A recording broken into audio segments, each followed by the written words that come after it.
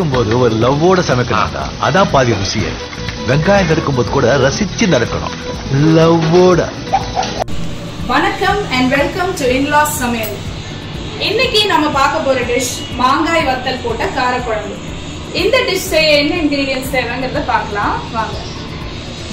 வணக்கங்க. இந்த குழம்பு செய்யறதுக்கு என்னென்ன தேவைங்கிறத பார்க்கலாம் வாங்க. இதாங்க அந்த மாங்காய் வத்தலுங்கிறது. இதுதான் மாங்காயை கட் பண்ணி உப்புல மோரில் ஊற வச்சு காய வச்சு வச்சிருக்கிறோம். இந்த மாங்காய் வத்தல் குழம்பு தான் இன்னைக்கு செய்ய போறோம். இந்த வத்தல் வந்து இந்த ஊர்ல கிடைக்குமான்னு தெரியல. நாங்க தொண்டியக்காடுங்கிற ஊருக்கு போகிற போது வாங்கிட்டு வந்தது. இது வந்து ரொம்ப ரொம்ப டேஸ்டான ஒரு இன்கிரீடியன்ட். இந்த இன்கிரீடியன்ட் தான் மெயின் இந்த டிஷ் செய்யறதுக்கு. அப்புறம் வந்துங்க மாங்காய் வத்தல் சொல்லிட்டேன். இந்த முருங்கைக்காய் ஒரு 6 பீஸ் எடுத்து வச்சிருக்கிறேன். ஒரு 20லேருந்து 25 சின்ன வெங்காயம் உரிச்சு வச்சிருக்கிறேன். அப்புறம் ஒரு 20 பல்லு பூண்டு, இதுக்கு தேவையே மெயின் இதுதான். அப்புறம் ஒரு 5 பச்சை மிளகா நீல வாக்கில் கீறி வச்சிருக்கிறேன். ஒரு எலுமிச்சம்பழம் சைஸ் அளவு புளி பார்த்துக்குங்க. நிறைய புளி ஊற்றக்கூடாது.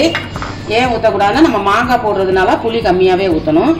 அப்புறம் தாளிக்கிறதுக்கு கடுகு, கருவேப்பிலை, மசாலா ஐட்டம் வந்து மிளகாத்தூள் 2 கரண்டி, மல்லித்தூள் 1.5 கரண்டி, மிளகுத்தூள் ஒரு கரண்டி, இந்த ஸ்பூனில் 1 ஸ்பூனு, அதே மாதிரி ஜீரகமும் 1 ஸ்பூனு, தேவையான அளவு உப்பு.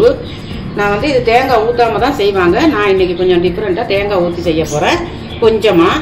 இது வந்து தண்ணிப்பால் 2வது பால், இது வந்து தலைப்பால். நம்ம இது வந்து கடைசியாக சேர்த்துக்கிறணும். இப்போ அதை எப்படி செய்யலாங்கிறத,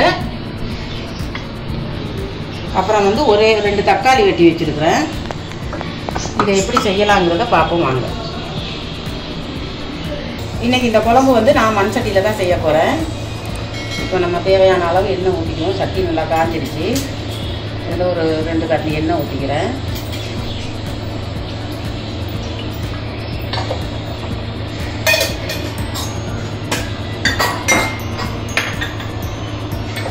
இது சட்டியை முன்னாடியே கொஞ்சம் நல்லா காய வச்சுக்கணும். அப்போ தான் டக்குன்னு சூடு ஏறும்.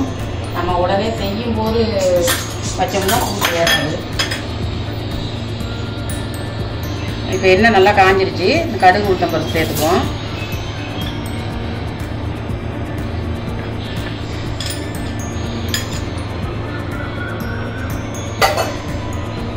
கருவேப்பிலை சேர்த்துக்குவோம்.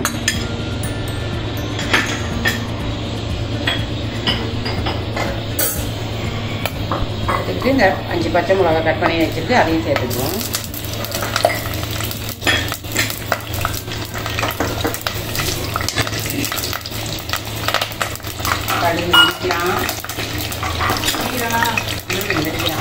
இப்போ நம்ம இந்த பூண்டு பல்லையும் சேர்த்துக்கிறோம்.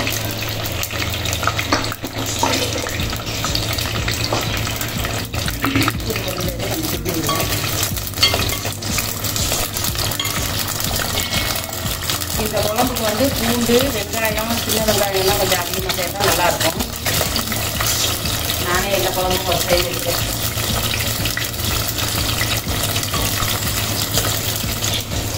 பூண்டு பொரிஞ்சிக்கிட்டு இப்போ நம்ம வெங்காயத்தையும் சேர்த்துருவோம். சேர்த்து நல்லா கிண்டி வச்சுருவோம். ஏதோ ரகசியம் பேசுகிறாங்க புத்தம் கொண்டாட்டி 2 பேரும். நானும் பக்கத்தில் நிற்கிறேன், என் காதில் விழ மாட்டேங்குது. இல்லை, ஆக்சுவலாக நாங்கள் தொண்டியக்காடு போகும்போது அந்த மாங்காய் வத்தல் வாங்கிட்டு வந்தோம்னு சொல்லியிருந்தோம் இல்லையா, அங்கே வந்து இந்த மாங்காய் வத்தல் போட்டு குழம்பு செஞ்சு எங்களுக்கு லஞ்சில் கொடுத்துருந்தாங்க. அப்போ தான் டேஸ்ட் பண்ணி பார்த்து இந்த குழம்பு நல்லா இருக்குது, வீட்டில் செஞ்சு பார்க்கணும்னு சொல்லி அங்கே அவங்கக்கிட்ட கேட்டுட்டு வந்தாங்க எங்கள் மாமியார். இதுதான் ஃபர்ஸ்ட் டைம் ட்ரை பண்ணுறாங்க. குழம்பு ரொம்ப டேஸ்ட்டாக இருந்துச்சு அவங்க செய்யறப்ப. அதே மெத்தடில் தான் இப்போ நானே செய்கிறேன். ஏன்னா இந்த மாங்காய் வத்தல்ங்கிறது வந்து இங்கே கிடைக்குமான்னு தெரியல. நீங்கள் வந்து ட்ரை பண்ணி பாருங்கள். கிடைச்சா கண்டிப்பாக இதில் வச்சு இந்த குழம்பு ட்ரை பண்ணி பாருங்கள், நல்லா இருக்கும். நானும் சூப்பர் மார்க்கெட்டில் நிறைய வத்தலெல்லாம் வாங்கியிருக்கேன். கொத்தவரங்காய் வத்தல், கத்திரிக்காய் வத்தல்லாம் வாங்கியிருக்கேன், வெண்டைக்காய் வத்தல் இதெல்லாம் வாங்கியிருக்கேன். ஆனால் இந்த மாங்காய் வத்தல் மட்டும் எனக்கு கிடைக்கல. அந்த மாதிரி மாங்காய் வத்தல், தேங்காய் இதெல்லாம் போட்டு செய்யறாங்க. யாரும் இதெல்லாம் ட்ரை பண்ண மாட்டாங்க. வெறும் வெங்காயத்தை போடுவாங்க, 2 கத்திரிக்காயை போடுவாங்க, அதில் ஒரு வத்த குழம்பு வச்சுருவாங்க. தெரிஞ்ச டிஷ்ஷே செஞ்சு ட்ரை பண்ணி சாப்பிடுவாங்க. இல்லையா ஆன்லைனில் ஆர்டர் பண்ணி செஞ்சு சாப்பிடுவாங்க. இப்போ இந்த முருங்கைக்காயும் சேர்த்துக்குவோம். காய் வந்து எந்த காய் வேணாலும் போடலாம். முருங்கைக்காய் தான் போடணும் இல்லை, கத்திரிக்காய், உருளைக்கிழங்கு, அவரைக்காய் அந்த மாதிரி எந்த காய் வேணாலும் இதுக்கு நம்ம சேர்த்துக்கலாம். இல்லை காய் வேண்டாம் அப்படின்னா நம்ம காய் போடாமல் கூட செஞ்சுக்கலாம். வெறும் அந்த மாங்காய் வத்தலை மட்டும் போட்டு அப்படி கூட செஞ்சுருக்கலாம். அந்த முருங்கைக்காய் கொஞ்சம் நல்லா வதங்கட்டும். அதுக்குள்ள டீ அடுத்து இந்த உப்பையும் சேர்த்துக்குவோம். மாங்காயில் உப்பு இருக்கிறதுனால கொஞ்சமாக தான் போட்டிருக்கேன். உப்பை சேர்த்து நல்லா சுற்றி விடுவோம். ஏதோ என் மருமக கையை தூக்கிக்கிட்டு வருது என் தலைக்கு முன்னாடி. என்ன கிடுவானா இவங்க மறக்க மாட்டுறாங்களே. விடுவான். கொஞ்சம் வதங்கட்டும். இதை குறைஞ்சிட்டு இன்னொரு தடவை கிண்டி வைப்போம். வெங்காயம், பூண்டு, முருங்காயெல்லாம் நல்லா வதங்கிட்டு இதில் வந்து 2 தக்காளி கட் பண்ணி வச்சுருக்கேன். அதையும் சேர்த்துருவோம். புளிப்பு மட்டும் நிறைய ஊற்றிடாதீங்க, கொஞ்சமாகவே சேர்த்துக்கோங்க புளி. ஏன்னா மாங்காயிலையும் புளிப்பு இருக்குது, தக்காளியும் சேர்த்துறோம் நம்ம. அதனால் புளிப்பு நிறைய சேர்த்துட வேண்டாம். சின்ன எலுமிச்சம்பழம் புளி இருந்தால் போதும். இது எல்லாமே கொஞ்சம் ஒன்றா வதங்கட்டும். மூடியை போட்டு மூடி வச்சுருவோம். தக்காளி போட்டு இந்த தக்காளியும் வதங்கிடுச்சு.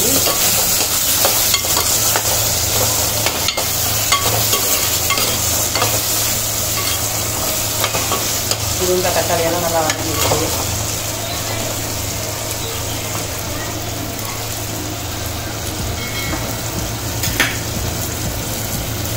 இப்போ இந்த தண்ணி பாலை சேர்த்துக்கிறேன். தண்ணி பால் நம்ம 2ஆவது எடுத்து வச்சு பால் சேர்த்துட்டு அதில் மிளகாத்தூள்,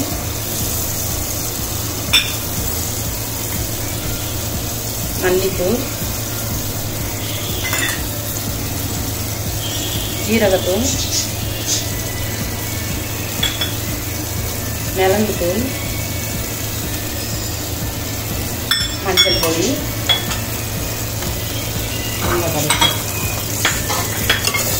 இதெல்லாம் போட்டு நல்லா கிண்டி விட்டுருவோம். கொஞ்சம் வேக விட்டுருவோம்.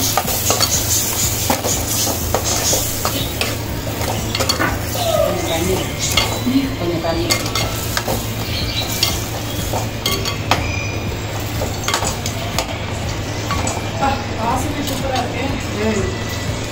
போடும். நம்ம இதெல்லாம் சேர்த்து கொஞ்சம் தண்ணி சேர்த்துக்கிடுவோம் இந்த காயெல்லாம் வேகிறதுக்காக.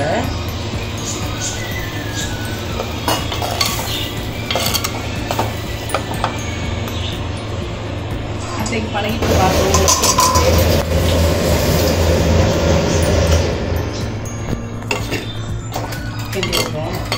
இப்போ நான் ஃபஸ்ட்டு இந்த பால் ஊற்றி வேக வைக்கிறதுக்கு காரணம் வந்து புளி ஊற்றினா அந்த முருங்கைக்காய் வேகாது. என்ன பார்க்க மீன் குழம்பு மாதிரி தான் வாசனை இருக்குது.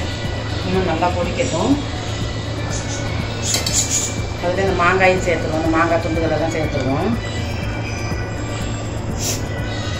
எப்போவுமே வீடியோ செஞ்சால் கடைசியில் வியூவர்ஸை தான் நீங்கள் ட்ரை பண்ணிவிட்டு கமெண்ட் சொல்லுங்கன்னு சொல்லணும். இந்த வாட்டி நாங்கள் ட்ரை பண்ணிட்டு உங்களுக்கு கமெண்ட் சொல்கிறோம். மாங்காயும் சேர்த்தாச்சு. புளி கடைசியில் தான் ஊற்றணும். ஏன் இந்த மாங்காய் கடைசியில் தான் போடணும்? புளிப்பாக இருக்கும்ல, அதனால தான் கடைசியில் சேர்க்குறது. ஃபஸ்ட்டு வந்து அந்த முருங்கைக்காயெல்லாம் வேகணும். அதுக்காக மூடி போட்டு மூடி நல்லா கொதிக்குது. குழம்பு வாசமாக இருக்குது. மாங்காய் போட்டதுக்கு அப்புறமா பாருங்க நல்லா திக்காக. இப்போ வந்து நம்ம இந்த புளி ஊற்றிக்கலாம் கொஞ்சமாக. புளிப்பு பத்தலைன்னா பார்த்துக்கிட்டு ஊற்றிக்கலாம். எவ்வளோ நமக்கு புளிப்பு எவ்வளோ தேவையோ அவ்வளோ ஊற்றிக்கலாம். ஊற்றியாச்சு. ஒரு குழம்பு வைக்கிறேன், ஏதாவது சொல்லுறியா? நீங்கள் வந்து இந்த மாங்காய் வத்தல், தக்காளி, புளி எல்லாம் சேர்க்கறதுனால அதிகமாக புளிப்பாக இருக்கும் அந்த குழம்புன்னு நினைக்க வேண்டாம். அன்னைக்கு அவங்க இதே மாதிரி தான் ஆட் பண்ணி செஞ்சுருந்தாங்கன்னா ரொம்ப டேஸ்ட்டாக இருந்துச்சு. புளிப்பெல்லாம் இருக்குல்ல, நல்லா இருந்துச்சு. அதனால தான் நான் கேட்டேன் அவங்கக்கிட்ட. அவங்க இந்த மாதிரி வைங்க, நீங்கள் காய் சேர்க்கலாமான்னு கேட்டேன். காய் உங்களுக்கு என்ன காய் இருக்குமோ நீங்கள் சேர்த்துக்கலாம். இப்போ வந்து நீங்கள் தேங்காய் பால் ஊற்ற போகிறதுனால தண்ணியை வந்து கம்மியாக தான் வச்சுருக்கீங்க. நிறைய பேர் வத்த குழம்புல தேங்காய் பால் சேர்க்க மாட்டாங்க. ஆனால் எங்கள் வீட்டில் வந்து தேங்காய் பால் இல்லாத குழம்பே இருக்காது. அதிகம் எல்லாத்துலேயுமே எங்கள் மாமியார் தேங்காய் பால் ஊற்றமாக சேர்ப்பாங்க. தேங்காய் பால் வேண்டாம்னா நீங்கள் வந்து தண்ணியை கொஞ்சம் குறைச்சி வச்சு நீங்கள் வெறும் தண்ணியிலே கூட இந்த குழம்பு வச்சுக்கலாம். ஏன்னா தண்ணி அதிகமாக ஊற்றிட்டா ரொம்ப தண்ணி ஆகிடும். ஒரு திக் கன்சிஸ்டன்சியில் இருந்தால் தான் அது சாப்பாட்டில் கலந்து சாப்பிட்றப்ப நல்லாயிருக்கும். இதுக்கு வந்து நமக்கு எவ்வளோ குழம்பு தேவையோ அவ்வளோ சேர்த்துக்கலாம். இப்போ அந்த தலைப்பால் ஊற்றிட்டா இன்னும் கொஞ்சம் திக் ஆகிடும்ல கொஞ்சம். ஆமாம், இப்போ நான் வந்து தலைப்பால் சேர்க்க போகிறேன். எப்பவுமே வத்த குழம்புனா திக்காக சாப்பிட்டா தான் நல்லா இருக்கும்ல. பாருங்க எப்படி இருக்குது குழம்பு. முருங்கைக்காயெல்லாம் நல்லா வெந்திருக்கு. மாங்காயெல்லாம் பார்த்தா கருவாடு துண்டு மாதிரி இருக்கு மாங்காய். ஆமா. இப்போ நான் இந்த தலைப்பாலை சேர்த்துக்கிறேன். இப்படி நல்லா கலக்கி விட்டுட்டு சேர்த்துக்கிறேன். கொஞ்சம் தண்ணி.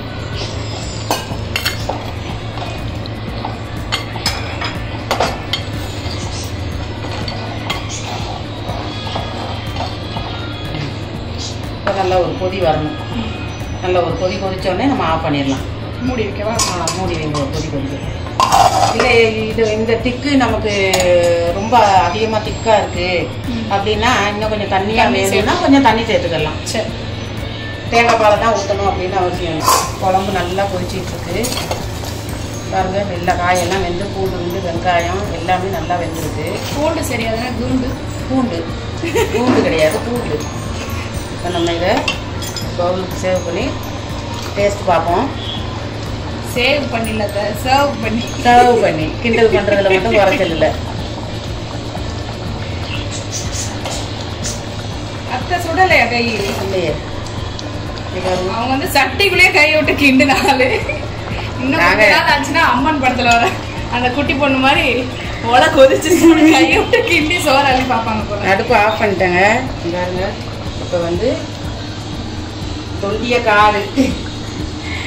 தொண்டியக்காடு மாங்காய் வத்தல் குழம்பு ரெடி ஆயிடுச்சு. இப்போ நான் இதை வந்து டேஸ்ட் பண்ண போகிறேன். ஆனால் உண்மையை தான் சொல்லுவேன், பொய்யெல்லாம் சொல்ல மாட்டேன். எப்படி இருக்குங்கிறத ஃபர்ஸ்ட் என் மருமகளுக்கு கொடுக்குறேன். சரி நானே டேஸ்ட் பண்ணுறேன். கீழே வச்சுட்டு டேஸ்ட் பண்ணுறேன். சூடாக போடு கை. நானே டேஸ்ட் பண்ணுறேன். நல்ல சூடான தொண்டியக்காடு மாங்காய் வத்தல் போட்ட குழம்பு, காரக்குழம்பு. நிஜமாக நான் பொய் சொல்லலை, செம்ம டேஸ்ட்டாக இருக்குது. இந்த குழம்பு இவ்வளோ நல்லா வருமானது எனக்கு தெரியல. கொஞ்சம் காரமாக இருக்குது. பெரியவங்க சாப்பிட்லாம் கண்டிப்பாக. குழந்தைகளுக்கு கொஞ்சம் காரமாக தான் இருக்கும். நான் இன்னும் கொஞ்சம் அடுத்த தடவை காரத்தை குறைச்சிக்கிறேன். நீங்களும் செய்யும்போது கொஞ்சம் காரம் குறைச்சி செய்யுங்க. ரொம்ப நல்லா இருக்குது. ஏன்னா இவங்களுக்கு காரம் ரொம்ப பிடிக்கும்.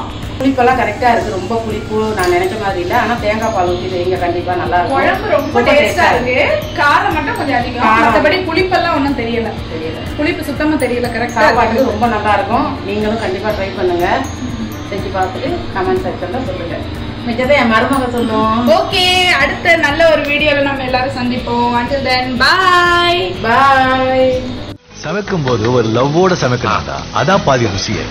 வெங்காயம் நறுக்கும் போது கூட ரசிச்சு நறுக்கணும், லவ்வோட.